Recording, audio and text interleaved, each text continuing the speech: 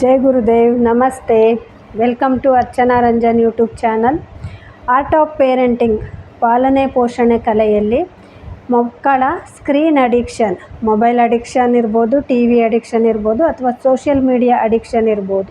So ಇದರಿಂದ ಮಕ್ಕಳನ್ನು ಹೊರತರಲಿಕ್ಕೆ ಏನೆಲ್ಲ ಸರಳ ಸೂತ್ರಗಳನ್ನು ನಾವು ಅನುಸರಿಸ್ಬೋದು ಅನ್ನೋದನ್ನು ನಾವು ಈ ಸಂಚಿಕೆಗಳಲ್ಲಿ ನೋಡ್ತಾ ಇದ್ವಿ. ಸೊ ಇವತ್ತಿನ ಫಾರ್ಮುಲಾ 9S ಫಾರ್ಮುಲಾದಲ್ಲಿ ಮೂರನೆಯದು ಸ್ಮೈಲಿಂಗ್ ಟೈಮ್. ಕಳೆದ 2 ವಾರ ಸ್ಪೋರ್ಟ್ಸ್ ಮತ್ತು ಶೆಡ್ಯೂಲ್ ಅನ್ನುವ ವಿಷಯಗಳನ್ನು ನಾವು ತಿಳ್ಕೊಂಡ್ವಿ. ಈ ವಿಷಯಗಳು ನಿಮಗೆ ಉಪಯುಕ್ತ ಆಗಿದ್ದರೆ, ಅದರಿಂದ ನಿಮಗೆ ಏನಾದರೂ ಪ್ರಯೋಜನ ಆಗಿದ್ದರೆ ಅದನ್ನು ಕಮೆಂಟ್ ಮಾಡಿ ತಿಳಿಸಿ. ಇದರಿಂದಾಗಿ ಈ ವಿಡಿಯೋಗಳಿಂದ ನಿಮ್ಮ ಜೀವನದಲ್ಲೂ ಕೂಡ ಬದಲಾವಣೆ ಆಗ್ತಿದೆ ಅನ್ನೋದು ನನಗೆ ಅರ್ಥ ಆಗುತ್ತೆ. ಅದೇ ರೀತಿ ನನ್ನ ಚಾನಲನ್ನು ಸಬ್ಸ್ಕ್ರೈಬ್ ಮಾಡದೇ ಇದ್ದರೆ ಸಬ್ಸ್ಕ್ರೈಬ್ ಮಾಡಿ. ಇದರಿಂದಾಗಿ ನಾನು ಹಾಕುವ ಹೊಸ ವಿಡಿಯೋಗಳ ನೋಟಿಫಿಕೇಷನ್ ನಿಮಗೆ ತಲುಪುತ್ತೆ. ಇನ್ ಕೇಸ್ ನನ್ನ ಒಂದು ಮೆಸೇಜಸ್ಗಳನ್ನು ನೋಡಿ ನೀವು ಯೂಟ್ಯೂಬನ್ನು ನೋಡ್ತಾ ಇದ್ದರೆ ನನ್ನ ಮೆಸೇಜ್ ಸ್ಟೇಟಸ್ ಮಿಸ್ ಆದರೂ ಕೂಡ ನಿಮಗೆ ನೋಟಿಫಿಕೇಷನಲ್ಲಿ ಗೊತ್ತಾಗುತ್ತೆ. ಹಾಗಾಗಿ ಚಾನಲನ್ನು ಸಬ್ಸ್ಕ್ರೈಬ್ ಮಾಡಿ. ಜೊತೆಗೆ ನಾನು ಹಂಚಿಕೊಳ್ಳುವಂಥ ವಿಷಯಗಳು ನಿಮಗೆ ಉಪಯುಕ್ತ ಅನಿಸಿದರೆ ನಿಮ್ಮ ಕುಟುಂಬದ ಇತರೆ ಸದಸ್ಯರಿಗೆ, ಮಕ್ಕಳಿಗೆ ಅವಶ್ಯಕತೆ ಇದೆ ಅನಿಸಿದವರಿಗೆ ನೀವು ದಯವಿಟ್ಟು ಶೇರ್ ಮಾಡಿ. ಆ್ಯಂಡ್ ಆರ್ಟ್ ಆಫ್ ಪೇರೆಂಟಿಂಗ್ನ ವಿಷಯ ಬಂದಾಗ ಯಾವಾಗಲೂ ಕೂಡ ನಾವು ಅರ್ಥ ಮಾಡ್ಕೋಬೇಕಾಗಿರುವಂಥದ್ದು, ಇದು ಒಂದು ಕಲೆ, ಫಿಕ್ಸ್ ಅಲ್ಲ. ಹಾಗಾಗಿ ಹೀಗೆ ಮಾಡಿ ಹೀಗೆ ಇರಿ ಅಂತ ನಾವು ಹೇಳಲಿಕ್ಕಾಗೋದಿಲ್ಲ. ಇಲ್ಲಿ ನಾನು ಕೆಲವು ಸರಳ ಸೂತ್ರಗಳನ್ನು ನನ್ನ ಮೆಂಟರಿಂದ ನಾನೇನು ಕಲ್ತಿದ್ದೆ, ನಾನೇನು ಅಭ್ಯಾಸ ಮಾಡಿದೆ, ನನಗೆ ಏನು ಪ್ರಯೋಜನ ಆಯಿತು ಅದನ್ನು ನಿಮ್ಮ ಜೊತೆ ಶೇರ್ ಮಾಡ್ತಾ ಇದ್ದೇನೆ. ಸೊ ಇದರಲ್ಲಿರುವ ಎಲ್ಲ ಫಾರ್ಮುಲಾಗಳು ಎಲ್ಲರಿಗೂ ಉಪಯೋಗಕ್ಕೆ ಬಾರದೇ ಇರಬಹುದು. ಕೆಲವರಿಗೆ ಕೆಲವು ಫಾರ್ಮುಲಾ ತುಂಬ ಸುಲಭ ಅನಿಸ್ಬೋದು, ಕೆಲವರಿಗೆ ಕೆಲವು ಕಠಿಣ ಅನಿಸ್ಬೋದು. ಹಾಗಾಗಿ ಅದನ್ನು ನಿಮ್ಮ ಮಗು, ನಿಮ್ಮ ಫ್ಯಾಮಿಲಿ ಬ್ಯಾಕ್ಗ್ರೌಂಡ್, ನಿಮ್ಮ ಕನ್ವಿನೆನ್ಸ್ ಪ್ರಕಾರ ನೀವು ಅದನ್ನು ಅಡ್ಜಸ್ಟ್ ಮಾಡಿಕೊಂಡು ಅದನ್ನು ಅಳವಡಿಸ್ಕೋಬೇಕಾಗುತ್ತೆ. ಆ್ಯಂಡ್ ಪೇರೆಂಟಿಂಗ್ನ ವಿಷಯ ಬಂದಾಗ ಒಂದು ಸುಂದರವಾದ ಮಂದಿರವನ್ನು ನಾವು ನಿರ್ಮಾಣ ಮಾಡ್ತಾ ಇದ್ದೇವೆ, ನಮ್ಮ ಮಕ್ಕಳ ಭವಿಷ್ಯ. ಸೊ ಈ ಮಂದಿರ ನಿರ್ಮಾಣದ ಕೆಲಸದಲ್ಲಿ ನಮ್ಮ ಪರಿಶ್ರಮ, ನಮ್ಮ ತ್ಯಾಗ ತುಂಬ ಪ್ರಮುಖ ಆಗುತ್ತೆ. ಮಕ್ಕಳನ್ನು ಬೆಳೆಸುವ ಹಂತದಲ್ಲಿ ಪೋಷಕರು ಕೂಡ ಅವರ ಒಂದು ವ್ಯಕ್ತಿತ್ವದಲ್ಲಿ, ಅವರ ನಡವಳಿಕೆಯಲ್ಲಿ ಹಲವಾರು ಬದಲಾವಣೆಗಳನ್ನು ಮಾಡಿಕೊಳ್ಳುವಂಥದ್ದು ತುಂಬ ಅನಿವಾರ್ಯ. ಮಕ್ಕಳ ಸ್ಕ್ರೀನ್ ಅಡಿಕ್ಷನ್ ಬಿಡಿಸುವ ಮೊದಲು ನಿಮ್ಮ ಸ್ಕ್ರೀನ್ ಅಡಿಕ್ಷನ್ ಎಷ್ಟು ಕಡಿಮೆ ಆಗಿದೆ ಅನ್ನೋದನ್ನು ಟೆಸ್ಟ್ ಮಾಡ್ಕೊಳ್ಳಿ. ಆಗಲಿಲ್ಲ ಅಂದರೆ ಮೊದಲು ಅದನ್ನು ಬದಲಾಯಿಸಿಕೊಳ್ಳಿ. ಮಕ್ಕಳು ನಾವು ಹೇಳುವುದನ್ನು ಮಾಡುವುದಿಲ್ಲ, ನಾವೇನನ್ನು ಮಾಡ್ತೇವೆ ಅದನ್ನೇ ಮಾಡ್ತಾರೆ. ಸೊ ಮಕ್ಕಳ ಎದುರು ಮೊದಲು ನಾವು ಮಾದರಿಯಾಗಿ ಇರಬೇಕಾಗುತ್ತೆ. ಆಗ ಮಾತ್ರ ಮಕ್ಕಳು ನಮ್ಮನ್ನು ಫಾಲೋ ಮಾಡ್ತಾರೆ. ಈ ವಿಷಯದಲ್ಲಿ ಎಲ್ಲ ಮಕ್ಕಳು ಕೂಡ ಒಂದೇ. ಹಾಗಾಗಿ ಇದು ನಿಮ್ಮ ನೆನಪಿನಲ್ಲಿ ಇರಲಿ. ಆ್ಯಂಡ್ ಪೇರೆಂಟಿಂಗ್ ವಿಷಯ ಬಂದಾಗ ನಾನು ಹೇಳ್ತಾ ಇರ್ತೇನೆ, ಪೇರೆಂಟಿಂಗ್ ಅನ್ನೋದು ಕೇವಲ ತಾಯಿಯ ಜವಾಬ್ದಾರಿ ಅಲ್ಲ, ಇದು ಮದರಿಂಗ್ ಅಲ್ಲ, ಪೇರೆಂಟಿಂಗ್ ತಂದೆ ತಾಯಿ ಜೊತೆಗೆ ಆ ಕುಟುಂಬದಲ್ಲಿ ವಾಸ ಮಾಡ್ತಾ ಇರುವ ನಿಮ್ಮ ಜೊತೆಗಿರುವ ಎಲ್ಲ ಸದಸ್ಯರ ಪಾತ್ರ ಕೂಡ ತುಂಬ ಮುಖ್ಯ ಆಗುತ್ತೆ. ಅಲ್ಲಿ ಅತ್ತೆ ಮಾವ ಇರ್ಬೋದು, ಅಥವಾ ಮೈದುನ ನಾದಿನಿ ಇರ್ಬೋದು, ಬೇರೆ ಮಕ್ಕಳಿರ್ಬೋದು, ಎಲ್ಲರ ವರ್ತನೆ ಹೇಗಿರುತ್ತೆ ಅನ್ನೋದ್ರ ಮೇಲೆ ನಿಮ್ಮ ಮಗುವಿನ ಒಂದು ಬಿಹೇವಿಯರ್ ಡಿಪೆಂಡ್ ಆಗಿರುತ್ತೆ. ಹಾಗಾಗಿ ಎಲ್ಲರ ಒಂದು ಇನ್ವಾಲ್ವ್ಮೆಂಟ್ ಕೂಡ ತುಂಬ ಮುಖ್ಯ ಆಗುತ್ತೆ. ಆ್ಯಂಡ್ ಇವತ್ತಿನ ಟಾಪಿಕ್ ಸ್ಮೈಲಿಂಗ್ ಟೈಮ್, ಸಂತೋಷದ ಸಮಯ. ಈ ಒಂದು ಸಮಯವನ್ನು ನಮ್ಮ ಮಕ್ಕಳಿಗೆ ಕೊಡುವ ಮುಂಚೆ ನಮ್ಮ ಶೆಡ್ಯೂಲ್ನಲ್ಲಿ ನಾವು ಕೆಲವು ಬದಲಾವಣೆಗಳನ್ನು ಮಾಡ್ಕೋಬೇಕಾಗುತ್ತೆ. ನಮ್ಮ ಮಕ್ಕಳ ಸ್ಕ್ರೀನ್ ಅಡಿಕ್ಷನನ್ನು ಬಿಡಿಸೋದು ಅಂತ ಅಂದರೆ ಅದು ಒಂದು ದಿನದಲ್ಲಿ ಆಗುವ ಕೆಲಸ ಅಲ್ಲ. ಅಥವಾ ಮೊಬೈಲನ್ನು ನಾವು ಕಿತ್ತಿಟ್ಕೊಂಡು ನೀನು ಇನ್ಮೇಲೆ ಮೊಬೈಲ್ ನೋಡಬೇಡ ಅಂತ ಹೇಳಿದ ಕೂಡಲೇ ಅದು ಆಗೋದಿಲ್ಲ. ನಾವಿಲ್ಲೇನು ಮಾಡ್ತಾ ಇದ್ದೇವೆ ಅಂತ ಹೇಳಿದರೆ, ಮೊಬೈಲ್ನ ಬದಲಿಗೆ ಬೇರೆ ಯಾವೆಲ್ಲ ಚಟುವಟಿಕೆಗಳಲ್ಲಿ ಮಕ್ಕಳನ್ನು ನಾವು ಬ್ಯುಸಿಯಾಗಿಡ್ಬೋದು ಅನ್ನೋದನ್ನು ಗಮನ ಕೊಡ್ತಾ ಇದ್ದೇವೆ. ಈ ಮುಖಾಂತರವಾಗಿ ಮಕ್ಕಳಲ್ಲಿರುವ ಸ್ಕ್ರೀನ್ ಅಡಿಕ್ಷನನ್ನು ನಾವು ಬಿಡಿಸ್ತಾ ಇದ್ದೇವೆ ಅಲ್ವಾ? ಹಾಗಿರುವಾಗ ಇದರ ಬದಲಿಗೆ ಏನೆಲ್ಲ ಮಾಡ್ತೇವೆ ಅಂತ ಹೇಳುವ ಮುಂಚೆ ಮಾಡಲಿಕ್ಕೆ ನಾವು ರೆಡಿ ಇರಬೇಕು. ಅಂದರೆ ನಮ್ಮ ಸಮಯವನ್ನು ಕೂಡ ನಾವು ಸೆಟ್ ಮಾಡಿಕೊಳ್ಳೋದು ತುಂಬ ಮುಖ್ಯ ಆಗುತ್ತೆ. ಆ್ಯಂಡ್ ಇಲ್ಲಿ ಈ ಒಂದು ಪೇರೆಂಟಿಂಗ್ ವಿಷಯ ಬಂದಾಗ ತಂದೆ ತಾಯಿ ಇಬ್ಬರೂ ಕೂಡ ಸಮಾನ ಪಾತ್ರಧಾರಿಗಳು. ಹಾಗಾಗಿ ಇವತ್ತು ನಾವೇನು ಮಾಡ್ತಾ ಇದ್ದೇವೆ ಅಂದರೆ ಮಕ್ಕಳ ಕೆಲವು ಚಟುವಟಿಕೆಗಳನ್ನು ನಾವು ಯಾವ ರೀತಿಯಾಗಿ ಸಂತೋಷದ ಸಮಯವಾಗಿ ಪರಿವರ್ತನೆ ಮಾಡ್ಕೋಬೋದು ಅಂತ. ಈ ಚಟುವಟಿಕೆಯನ್ನು ಮಾಡೋದ್ರಲ್ಲಿ ಅಪ್ಪ ಅಮ್ಮ ಇಬ್ಬರು ಕೂಡ ಭಾಗವಹಿಸಬೇಕಾಗುತ್ತೆ. ಎಸ್ಪೆಷಲಿ ಮಕ್ಕಳ ಕೇರ್ ಟೇಕಿಂಗ್ ವಿಷಯ ಬಂದಾಗ ಅಮ್ಮಂದಿರ ಹೊಣೆಗಾರಿಕೆ ಜಾಸ್ತಿ ಇರುತ್ತೆ ಆ್ಯಂಡ್ ಅದು ತಾಯಂದಿರದೇ ಕೆಲಸ ಅನ್ನುವ ಭಾವನೆ ಇರುತ್ತೆ.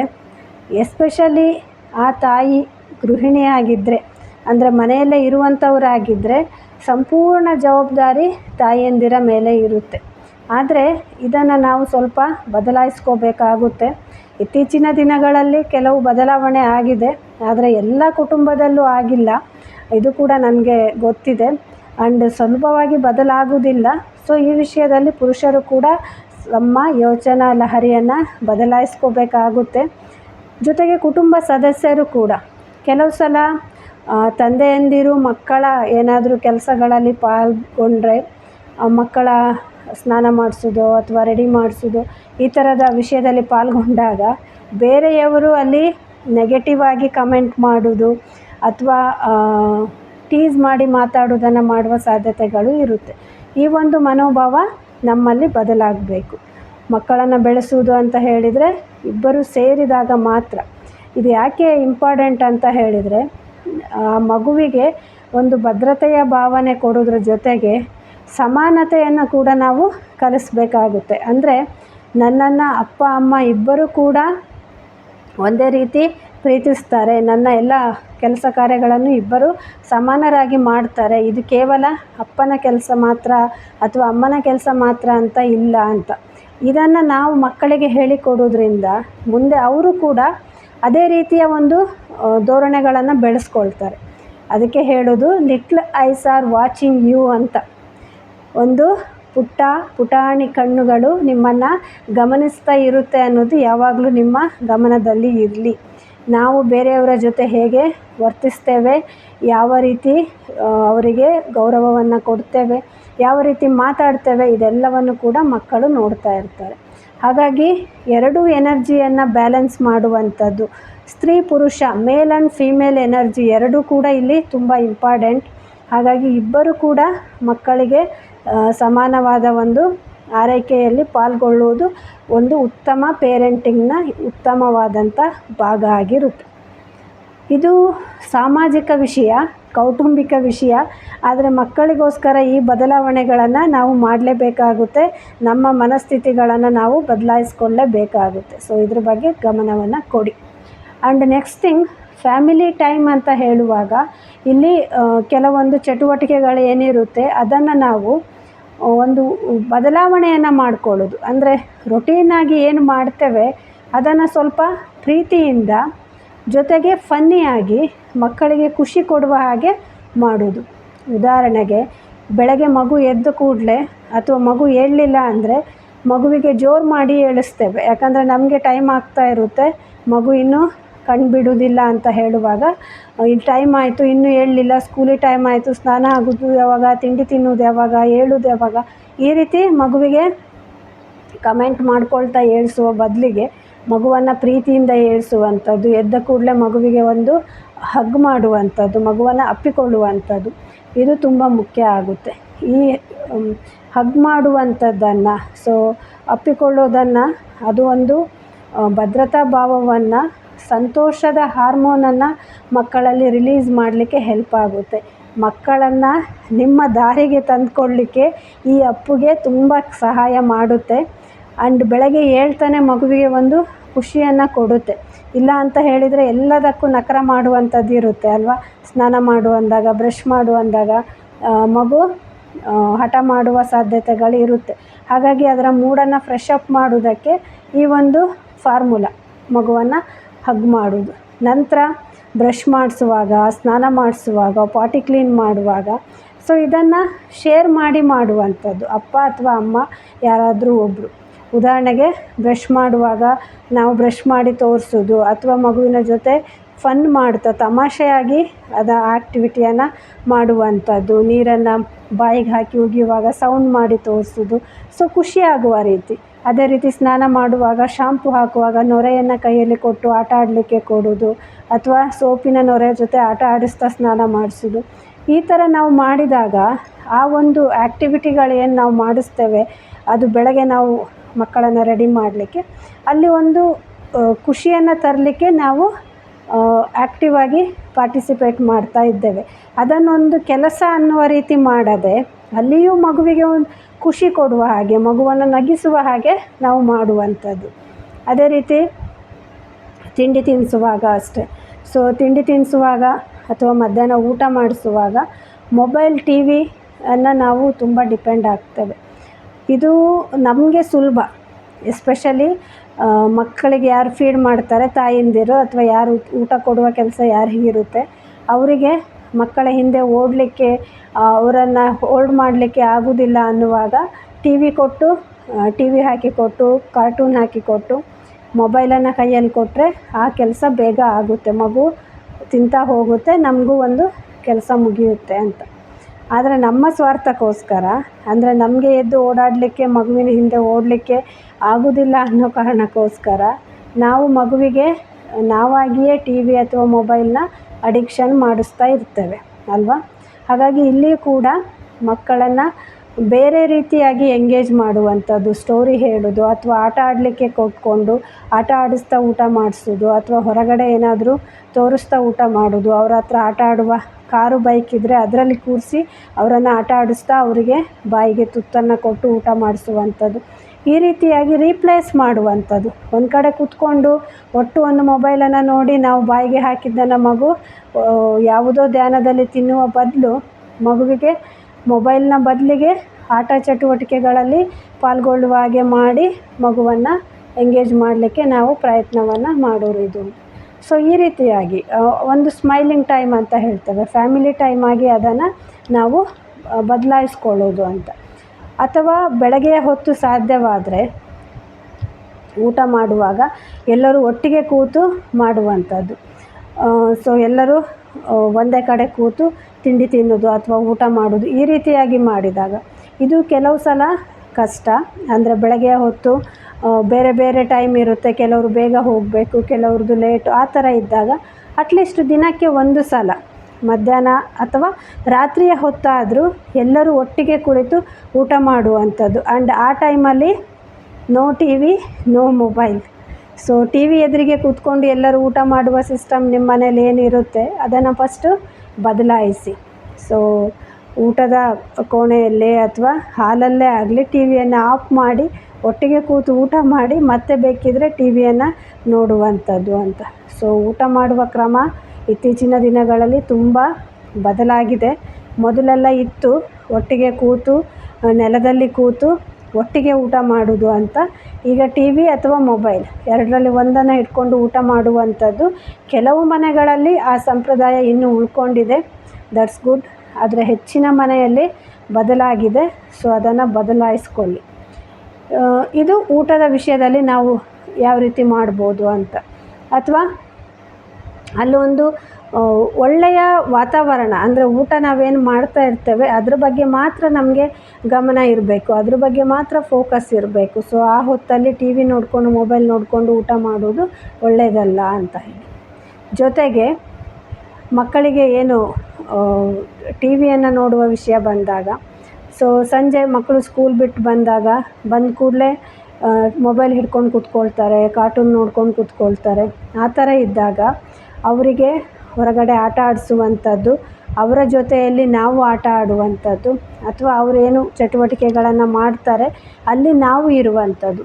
ಸೊ ಈ ವಿಷಯಗಳೆಲ್ಲವನ್ನು ಮಾಡಲಿಕ್ಕೆ ಮೊದಲು ನಾವು ಫ್ರೀ ಮಾಡ್ಕೋಬೇಕು. ಇದು ತುಂಬ ಇಂಪಾರ್ಟೆಂಟ್ ಅಲ್ವಾ. ಸೊ ಮಕ್ಕಳ ಒಂದು ವರ್ತನೆಗಳನ್ನು ಬದಲಾಯಿಸಬೇಕು ಅಂದರೆ ಫಸ್ಟು ನಿಮ್ಮ ಶೆಡ್ಯೂಲನ್ನು ನೀವು ಸೆಟ್ ಮಾಡ್ಕೋಬೇಕು. ಮಗುವಿಗೋಸ್ಕರ ನೀವು ಟೈಮ್ ಕೊಡಲಿಕ್ಕೆ ನೀವು ರೆಡಿ ಆಗಬೇಕು. ಆಗ ಮಾತ್ರ ನೀವು ಮಕ್ಕಳನ್ನು ಬದಲಾಯಿಸಲಿಕ್ಕೆ ಸಾಧ್ಯ. ಇಲ್ಲ ಅಂತ ಹೇಳಿದರೆ ಯಾವುದೋ ಒಂದು ಮ್ಯಾಜಿಕ್ಕನ್ನು ಮಾಡಿ ನಾವು ಮೊಬೈಲ್ ಅಡಿಕ್ಷನ್ನಿಂದ ಬಿಡಿಸಲಿಕ್ಕೆ ಖಂಡಿತ ಸಾಧ್ಯ ಇಲ್ಲ. ಅದಕ್ಕೋಸ್ಕರನೇ ನಾನು ಹೇಳಿದೆ, ಆರ್ಟ್ ಆಫ್ ಪೇರೆಂಟಿಂಗ್, ಕೆಲವೊಂದು ಕಲೆಗಳನ್ನು ನೀವಿಲ್ಲಿ ಕರಗತ ಮಾಡ್ಕೋಬೇಕಾಗುತ್ತೆ. ಆವಾಗ ಮಾತ್ರ ನೀವು ಉತ್ತಮ ಪೋಷಕರಾಗಲಿಕ್ಕೆ ಸಾಧ್ಯ ಆಗುತ್ತೆ. ಸಂಜೆ ಆಯಿತು, ಆಟದ ಟೈಮ್ ಆಯಿತು, ನೆಕ್ಸ್ಟ್ ಬರುವಂಥದ್ದು ಟಿ ವಿ ಟೈಮ್. ಇದು ತುಂಬ ತುಂಬ important topic. So T V time ಅಂತ ಹೇಳಿ ಬಂದಾಗ ಇದು ದೊಡ್ಡವರ ಟೈಮ್ ಆಗಿರುತ್ತೆ. ಈಗಿನ ಟ್ರೆಂಡ್ ಏನಿದೆ ಅಂದರೆ ಸಂಜೆ ಒಂದು 6 ಗಂಟೆ ಆದರೆ ಎಲ್ಲರ ಮನೆಯೂ ಕ್ಲೋಸ್ ಆಗುತ್ತೆ, ಅಂದರೆ ಬಾಗಿಲು ಕ್ಲೋಸ್ ಆಗುತ್ತೆ, ಟಿ ವಿ ಆನ್ ಆಗುತ್ತೆ.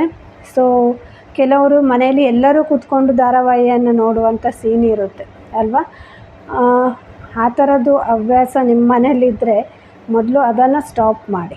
ಆ್ಯಂಡ್ ಎಸ್ಪೆಷಲಿ ಧಾರಾವಾಹಿ ನೋಡುವ ಒಂದು ಅಭ್ಯಾಸ ನಿಮಗೆ ಇದ್ದರೆ ನೀವು ಅದನ್ನು ಮೊದಲು ಸ್ಟಾಪ್ ಮಾಡಿ. ಇದು ತುಂಬ ಇಂಪಾರ್ಟೆಂಟು. ನಾನು ಯಾಕೆ ಧಾರಾವಾಹಿಯ ಶತ್ರು ಅಂತ ಹೇಳಿದರೆ, ಈ ಬರುವ ಎಲ್ಲ ಧಾರಾವಾಹಿಗಳು ಕೂಡ ಯಾವುದು ಕೂಡ ಒಂದು ಒಳ್ಳೆಯ ಸಂದೇಶ ಇರುವಂಥದ್ದಲ್ಲ ಇತ್ತೀಚಿನ ಧಾರಾವಾಹಿಗಳು. ಸೊ ನಾನು ಟಿ ವಿ ನೋಡೋದಿಲ್ಲ, ಧಾರಾವಾಹಿ ಎಸ್ಪೆಷಲಿ ನೋಡೋದಿಲ್ಲ. ಆದರೆ ಈ ಆ್ಯಡ್ಗಳಲ್ಲಿ ಮಧ್ಯೆ ಯಾರು ನೋಡ್ತಾ ಇರುವಾಗ ಬರುವ ಕಂಟೆಂಟ್ಗಳನ್ನು ನೋಡ್ತಾ ಇರ್ತೇನೆ, ಅಥವಾ ಅದ್ರ ಬಗ್ಗೆ ಬೇರೆಯವರು ಮಾತಾಡೋದು. ಸೊ ಕೆಲವರು ಎಷ್ಟು ಕ್ರೇಜಿ ಅಂದರೆ ಈಗ ಇನ್ನೂ ನಿಮಗೆ ಈಸಿ ಮಾಡಿ ಕೊಟ್ಟಿದ್ದಾರೆ. ಆ ಟೈಮಲ್ಲಿ ಟಿ ವಿಯಲ್ಲಿ ನೋಡಲಿಕ್ಕಾಗಲಿಲ್ಲ ಅಂದರೆ ಆ್ಯಪಲ್ಲಿ ಆಮೇಲೆ ನೋಡ್ತಾರೆ. ಸೊ ನಮ್ಮಲ್ಲೂ ಇದ್ದಾರೆ ಕೆಲವರು ಕಲೀಗ್ಸ್ಗಳು. ಅದ್ರದ್ದು ಡಿಸ್ಕಷನ್ ಎಷ್ಟು ಸೀರಿಯಸ್ಸಾಗಿ ಆಗ್ತಾ ಇರುತ್ತೆ ಅಂದರೆ ನಮ್ಮ ಮನೆಯದ್ದೇ ವಿಷಯವನ್ನು ಮಾತಾಡಿದಷ್ಟು ಸೀರಿಯಸ್ಸಾಗಿ ಮಾತಾಡ್ತಿರ್ತಾರೆ. ಅದಕ್ಕೆ ಹೇಳಿದೆ ಫಸ್ಟು ಅದನ್ನು ಬಿಡಿ ಅಂತ. ಯಾಕೆ ಅಂದರೆ ನಮ್ಮ ಎಮೋಷನ್ಸೇ ಹಾಗೆ, ನಾವು ಬೇಗ ಕನೆಕ್ಟ್ ಆಗ್ತವೆ ಅಲ್ವಾ. ಸೊ ಧಾರಾವಾಹಿಯನ್ನು ನೋಡ್ತಾ ನೋಡ್ತಾ ಆ ಪಾತ್ರಗಳಲ್ಲಿ ನೀವು ಇನ್ವಾಲ್ವ್ ಆಗ್ತಾ ಹೋಗ್ತೀರ. ಇದು ನಿಮಗಿಂತ ಹೆಚ್ಚಾಗಿ ಮಕ್ಕಳಿಗೆ ತುಂಬ ನೆಗೆಟಿವ್ ಆದ ಪರಿಣಾಮವನ್ನು ಬೀರುತ್ತೆ. ಅಂದರೆ ಮಕ್ಕಳು ಅಲ್ಲಿ ಬರೋದನ್ನೆಲ್ಲವನ್ನು ನೋಡ್ತಾ ಹೋಗ್ತಾರೆ, ಅದನ್ನೆಲ್ಲವನ್ನು ಗ್ರಹಿಸ್ತಾರೆ, ಮತ್ತು ಅದೆಲ್ಲವೂ ಸರಿ ಅಂದ್ಕೊಳ್ತಾರೆ. ಯಾಕಂದರೆ ಮಕ್ಕಳಿಗೆ ಲಾಜಿಕ್ ಗೊತ್ತಿರುವುದಿಲ್ಲ, ಸರಿ ತಪ್ಪನ್ನು ಜಡ್ಜ್ ಮಾಡುವಂಥ ಲಾಜಿಕ್ ಅವರಿಗೆ ಇರುವುದಿಲ್ಲ. ಹಾಗಾಗಿ ಅಲ್ಲಿ ಬರುವುದೆಲ್ಲವನ್ನು ಕೂಡ ಅವರು ಸರಿ ಅಂತ ಅಂದ್ಕೊಳ್ತಾರೆ. ಇದು ಒಂದು ಮೇನ್ ರೀಸನ್. ಸೊ ಈ ವಿಷಯ ಬಂದಾಗ ನಾನೊಂದು ಸಣ್ಣ ನನ್ನ ಎಕ್ಸ್ಪೀರಿಯೆನ್ಸನ್ನು ಇಲ್ಲಿ ಶೇರ್ ಮಾಡಲಿಕ್ಕೆ ಇಷ್ಟಪಡ್ತೇನೆ. ಕಳೆದ 1-2 ವಾರದ ಹಿಂದೆ ನನ್ನ ಮಗಳಿಗೆ ರಜೆ ಇರೋದ್ರಿಂದ ಅವಳು ನನ್ನ ತಾಯಿ ಮನೆಗೆ ಹೋಗಿದ್ಳು. ಸೊ 1 ವೀಕ್ ಆದಮೇಲೆ ಅಲ್ಲಿಂದ ಬಂದ ನಂತರ ಸಂಜೆ ಹೇಳಿದ್ಲು, ಅಮ್ಮ ಟಿ ವಿ ಹಾಕಿ ಕೊಡಿ ಅಂತ. ಯೂಶ್ವಲಿ ಅವಳು ಏನಾದರೂ ಆಟ ಆಡ್ತಾ ಇರ್ತಾಳೆ ನಾನು ಕೆಲಸ ಮಾಡ್ತಾ ಇರುವಾಗ ಕಿಚನಲ್ಲಿ. ಬಟ್ ಅವತ್ತು ಟಿ ವಿ ಕೇಳಿದ್ಲು. ನಾನು ಯಾವತ್ತೂ ಅವಳಿಗೆ ಟಿ ವಿ ಹಾಕಿ ಕೊಟ್ಟು ಕುತ್ಕೋ ಅಂತ ಹೇಳಿ ನನ್ನ ಕೆಲಸ ಮಾಡೋದಿಲ್ಲ, ಆ ಥರ ಸಿಸ್ಟಮ್ ನಾನು ಕಲಿಸಿರಲಿಲ್ಲ.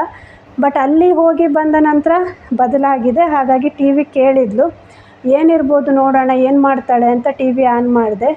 ಅವಳೇ ಯಾವುದೋ ಒಂದು ಚಾನಲ್ ಹಾಕ್ಕೊಂಡು ಕುತ್ಕೊಂಡಿದ್ಲು.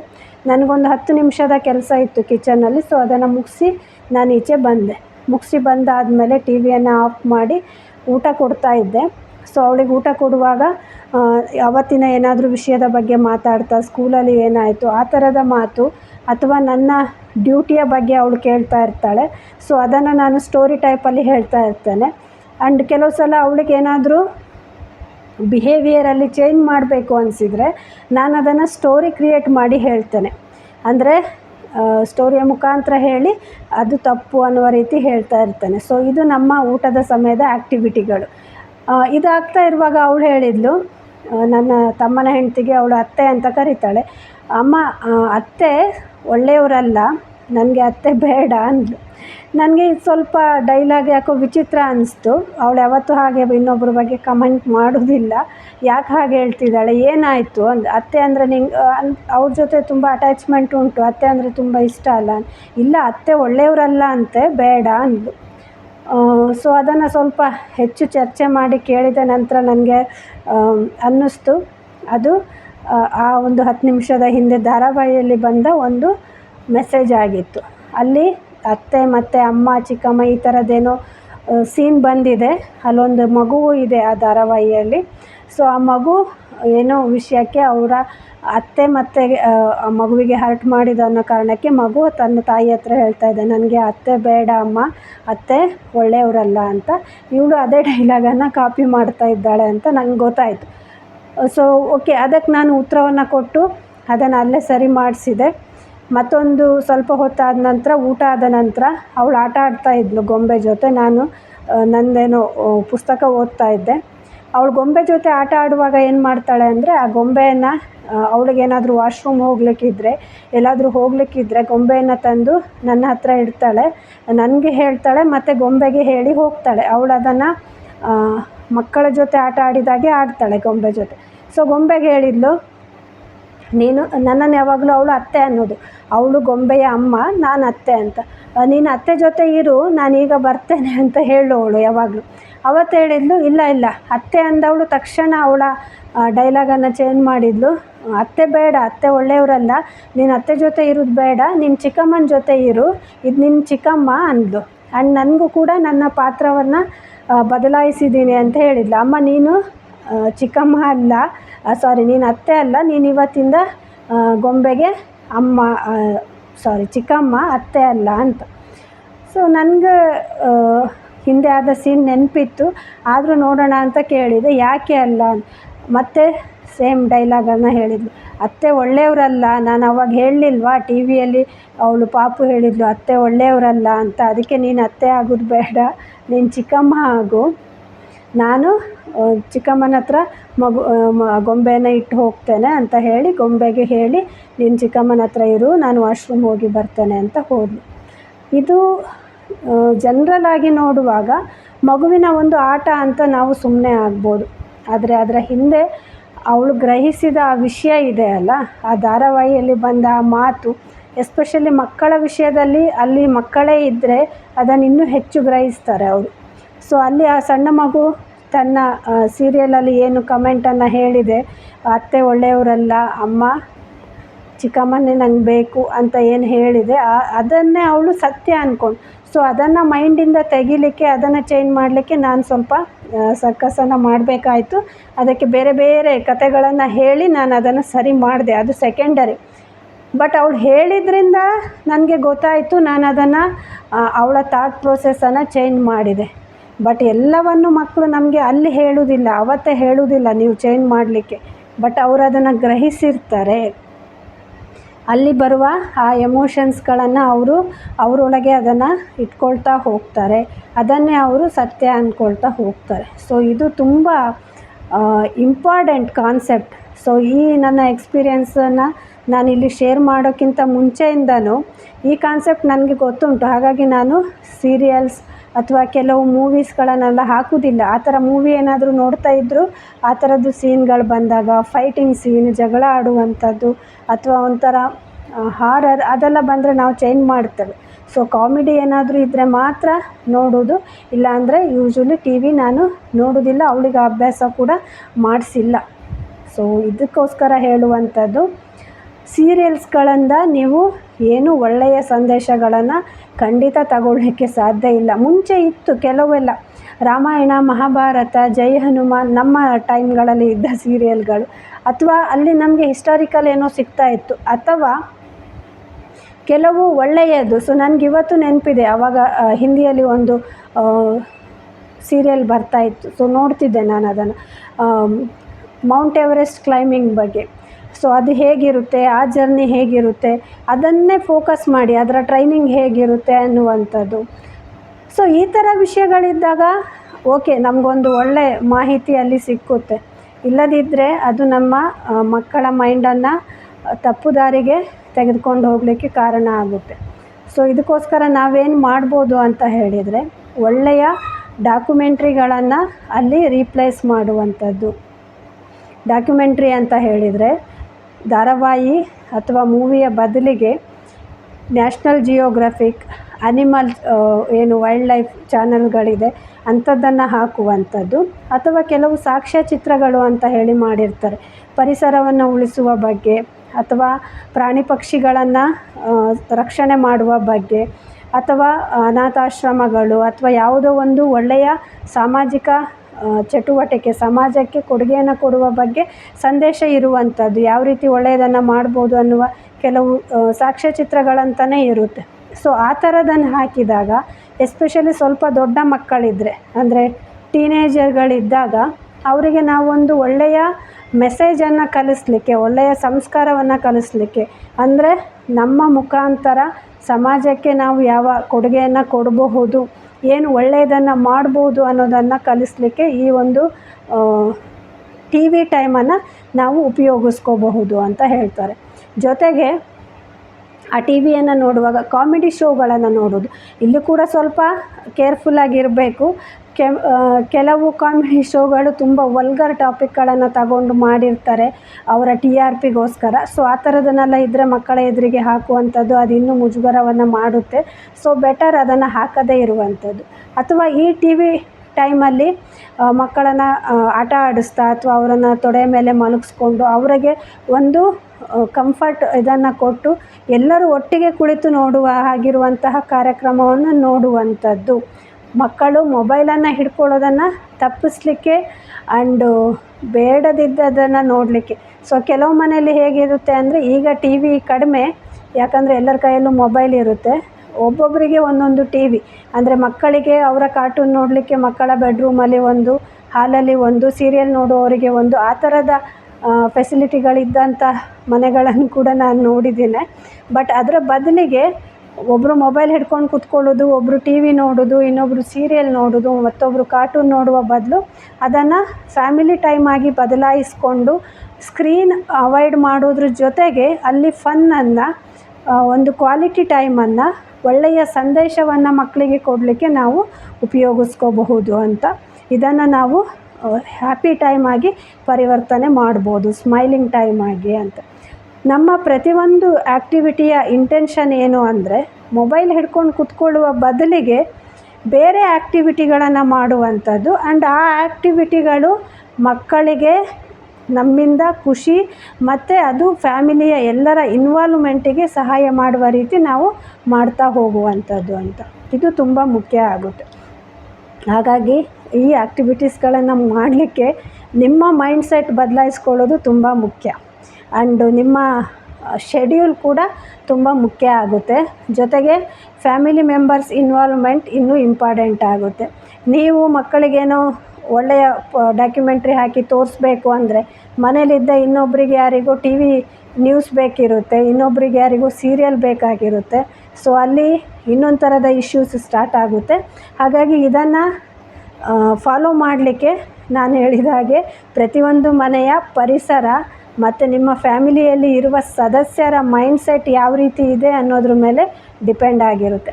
ಮಕ್ಕಳನ್ನು ಬೆಳೆಸೋದ್ರಲ್ಲಿ ಕೇವಲ ತಾಯಿಯ ಪಾತ್ರ ಅಷ್ಟೇ ಅಲ್ಲ, ಕೇವಲ ತಂದೆಯ ಪಾತ್ರ ಅಷ್ಟೇ ಅಲ್ಲ, ಮನೆಯಲ್ಲಿರುವವರು ಕೂಡ ಅಷ್ಟೇ ಪ್ರಜ್ಞಾಪೂರ್ವಕವಾಗಿ ನಡ್ಕೊಂಡಾಗ ಮಾತ್ರ ನಾವು ಉತ್ತಮ ಒಂದು ಪೋಷಕರಾಗಿ ಉತ್ತಮ ಮಕ್ಕಳನ್ನು ಬೆಳೆಸಲಿಕ್ಕೆ, ಉತ್ತಮ ಸಂಸ್ಕಾರಗಳನ್ನು ಕೊಡಲಿಕ್ಕೆ ಸಾಧ್ಯ ಆಗುತ್ತೆ. ಯಾಕಂದರೆ ನಾವು ಮಕ್ಕಳಿಗೆ ಟಿ ವಿ ನೋಡಬೇಡ ಅಂತ ಹೇಳಿ, ಟಿ ವಿ ನೋಡ್ತಾ ಊಟ ಮಾಡಬೇಡಿ ಅಂತ ಹೇಳಿ, ಇನ್ನೊಬ್ರು ಯಾರೋ ಮನೆಯ ಸದಸ್ಯರು ಬಂದ್ಕೊಂಡು ಟಿ ವಿ ಆನ್ ಮಾಡಿಕೊಂಡು ಊಟದ ಬಟ್ಟಲನ್ನು ಹಿಡ್ಕೊಂಡು ಕೂತ್ರೆ ನಾವು ಹೇಳಿದ್ದು ನೀರಿನಲ್ಲಿ ಹೋಮ ಮಾಡಿದ ಹಾಗೆ ಆಗುತ್ತೆ. ಹಾಗಾಗಿ ಈ ವಿಷಯಗಳನ್ನು ಕುಟುಂಬದವರ ಜೊತೆ ನಾವು ಮಾತಾಡುವಂಥದ್ದು ಮತ್ತು ಅವರ ಸಹಕಾರದೊಂದಿಗೆ ಇದನ್ನು ಮಾಡಿದಾಗ ಮಾತ್ರ ನಮಗೆ ಸಾಧ್ಯ ಆಗೋದು. ಒಂದು ಭವ್ಯ ಮಂದಿರ ನಿರ್ಮಾಣ ಮಾಡಬೇಕು ಅಂತ ಹೇಳಿದರೆ ತುಂಬ ಪರಿಕ್ರಮಗಳು ಬೇಕಾಗುತ್ತೆ, ಅದೇ ರೀತಿ ಎಲ್ಲರ ಸಹಕಾರ ಕೂಡ ಬೇಕಾಗುತ್ತೆ. ಸೊ ಇವತ್ತಿನ ಫಾರ್ಮುಲಾ ಮೂರನೆಯದು ಸ್ಮೈಲಿಂಗ್ ಟೈಮ್. ಅಂದರೆ ಮೊಬೈಲನ್ನು ಬಿಡಿಸಿ ಅದರ ಬದಲಿಗೆ ಫ್ಯಾಮಿಲಿ ಟೈಮನ್ನು ಮಕ್ಕಳಿಗೆ ಕೊಡೋದರ ಮುಖಾಂತರ ಅವರ ಟೈಮನ್ನು ಸ್ಮೈಲಿಂಗ್ ಟೈಮ್ ಆಗಿ, ಸಂತೋಷದ ಸಮಯವಾಗಿ ಪರಿವರ್ತಿಸಲಿಕ್ಕೆ ನಾವು ಏನೆಲ್ಲ ಚಟುವಟಿಕೆಗಳನ್ನು ಮಾಡಬಹುದು ಅನ್ನುವ ಕೆಲವು ಉದಾಹರಣೆಗಳನ್ನು ನಾನು ನಿಮ್ಮ ಜೊತೆ ಶೇರ್ ಮಾಡಿದ್ದೇನೆ. ಇದು ಫೈನಲ್ ಅಲ್ಲ, ನೀವು ನಿಮ್ಮ ಪರಿಸರಕ್ಕೆ, ನಿಮ್ಮ ಕುಟುಂಬದವರ ಮೈಂಡ್ಸೆಟ್ಟಿಗೆ ತಕ್ಕಾಗಿ ಇದರಲ್ಲಿ ಪರಿವರ್ತನೆಗಳನ್ನು ಮಾಡ್ಕೋಬಹುದು. ಉದಾಹರಣೆಗೆ ಮಕ್ಕಳ ಒಂದು ಬೆಳಗ್ಗೆಯ ಒಂದು ಕೇರ್ ಟೇಕಿಂಗ್ ಬಗ್ಗೆ ನಾನು ಹೇಳ್ತಾ ಇದ್ದೆ. ಸೊ ಇದು ಕೇವಲ ಮದರಿಂಗ್ ಅಲ್ಲ, ತಾಯಿಯದಷ್ಟೇ ಜವಾಬ್ದಾರಿ ಅಲ್ಲ. ಸೊ ತಂದೆಯು ಅಲ್ಲಿ ಭಾಗಿಯಾಗುವಂಥದ್ದು, ತಂದೆಯು ಆ ಎಲ್ಲ ಚಟುವಟಿಕೆಗಳನ್ನು ಮಾಡುವಂಥದ್ದು ಅಂತ. ಸೊ ಈ ವಿಷಯದಲ್ಲಿ ನಮ್ಮ ಮನೆಯಲ್ಲಿ ಯಾವಾಗಲೂ ಕೂಡ ಇಬ್ಬರ ಇನ್ವಾಲ್ವ್ಮೆಂಟ್ ಕೂಡ ಇರುತ್ತೆ.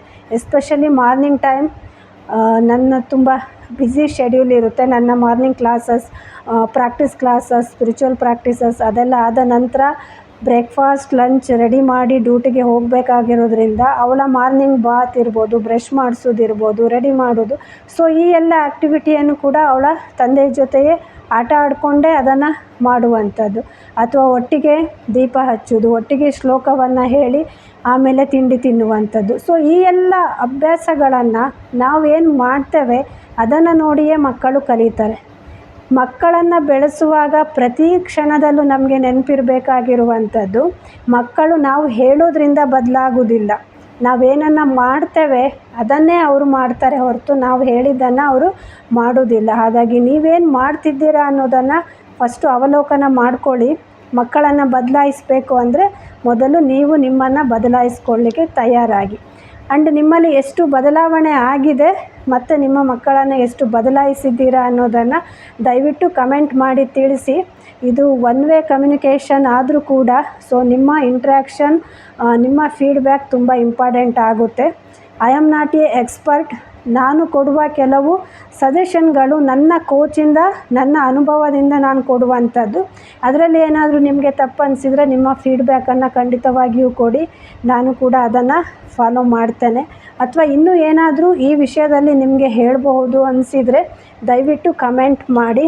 ಅದರಿಂದ ಬೇರೆ ಪೇರೆಂಟ್ಸಿಗೂ ಕೂಡ ಅದು ಸಹಾಯ ಆಗುತ್ತೆ. Once again thank you all for watching. Thank you all for joining. Thank you all for your love.